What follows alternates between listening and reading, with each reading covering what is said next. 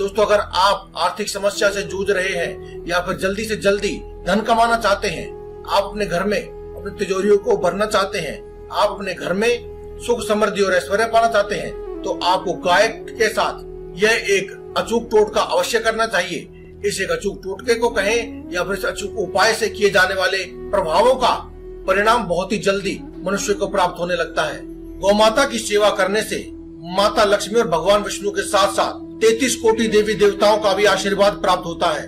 शास्त्रों में गौ माता की सेवा करने को सबसे बड़ा पुण्य बताया गया है।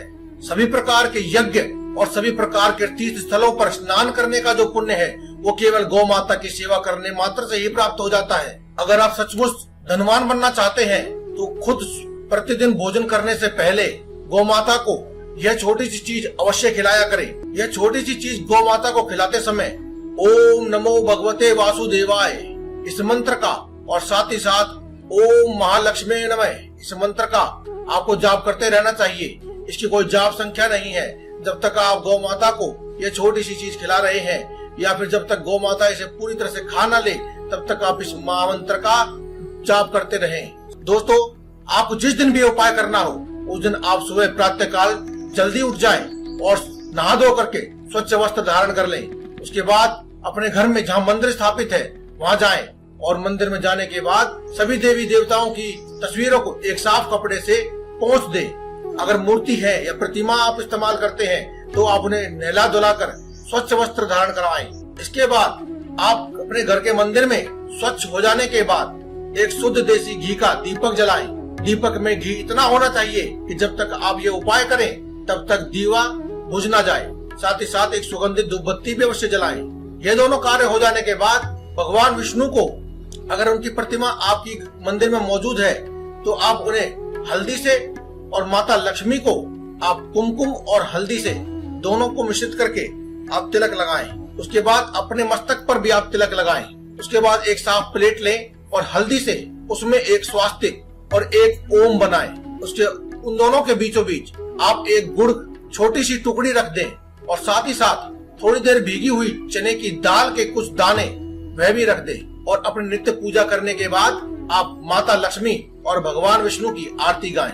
यह कार्य पूरा हो जाने के बाद आपको अब जो दीपक आपने जलाया है उसे पूर्ण होने का इंतजार करना है। जब वह दीपक पूर्ण हो जाए तब आप अपने घर में जो रसोई घर है वहाँ पर जा करके थोड़ा सा आटा लेकर के उसे मल लें। ध्यान रहे कि इस आटे में आप नमक का इस्तेमाल नहीं करेंगे। अगर आप इंतजार नहीं कर सकते हैं तो आप पूजा शुरू होने से पहले ही नहाने धोने के बाद ही आप आटे को थोड़ा सा मल करके रख लें।